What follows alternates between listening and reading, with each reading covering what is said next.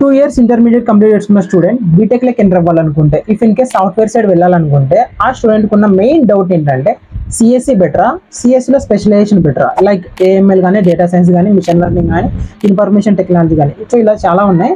So ఇవి బెటరా లేకుంటే సిఎస్సి బెటరా, ఇది డౌట్ స్టూడెంట్కే ఉంటుంది అండ్ అలానే పేరెంట్స్ కూడా ఉంటుంది. ఏది ఇప్పిస్తే బెటర్గా ఉంటుంది అండ్ ఫ్యూచర్ బాగుంటుంది, జాబ్స్ ఎక్కువగా వచ్చే స్కోప్ ఇక్కడ దాంట్లో ఉంటుంది అని కూడా స్టూడెంట్స్ అండ్ పేరెంట్స్ కూడా ఉంటుంది. అలానే 3 years డిప్లొమా కంప్లీట్ చేసుకున్న స్టూడెంట్స్ కూడా సేమ్ డౌట్ ఉంటుంది.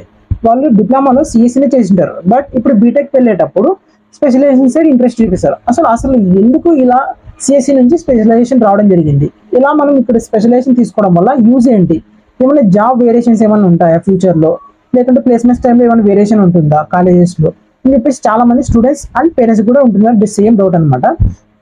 ఇప్పుడు నువ్వు స్టూడెంట్ చూస్తున్నట్టయితే ఇది వీడియోని పేరెంట్స్ షేర్ చేయండి, ఎందుకంటే నువ్వు ఒక బ్రాంచ్ అనుకుంటావు సో ఈ బ్రాంచ్ సైడ్ వెళ్ళాలని, బట్ ఆ బ్రాంచెస్ యొక్క యూజెస్ ఏంటి, అసలు ఇది తీసుకోవడం వల్ల ఏం జరుగుతుంది, దీనికి ఏం డిఫరెన్స్ ఉంది అని మీకు అర్థమైనట్టే మీ పేరెంట్స్ కూడా అర్థమవుతాయి. సో వాళ్ళకు కూడా ఒక స్కోప్ ఉంటుంది అనమాట, అర్థం కావాలి ఓకే ఇలా ఉంటుంది ఈ బ్రాంచ్ తీసుకోవడం వల్ల అని వాళ్ళకి అర్థమవుతుంది.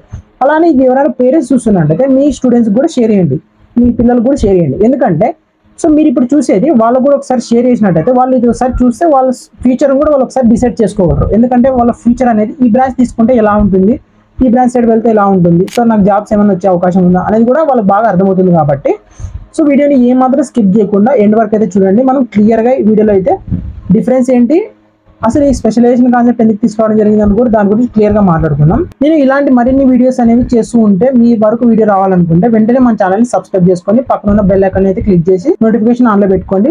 ఇంకా లేట్ ఎందుకు, let's get it our video.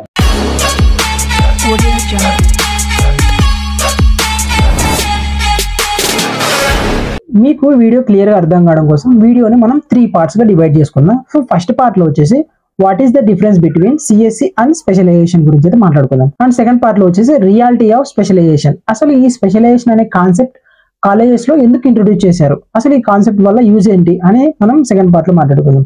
And third part లో వచ్చేసి అండ్ ఫైనల్ పార్ట్ లో వచ్చేసి అసలు ఈ బ్రాంచ్ తీసుకుంటే అంటే స్పెషలైజేషన్ తీసుకుంటే ఆర్ సిఎస్సి తీసుకుంటే ఏది తీసుకుంటే మనకు జాబ్ వచ్చే స్కోప్ ఎక్కువగా ఉంటుంది అని అయితే థర్డ్ పార్ట్ లో మాట్లాడుకుందాం.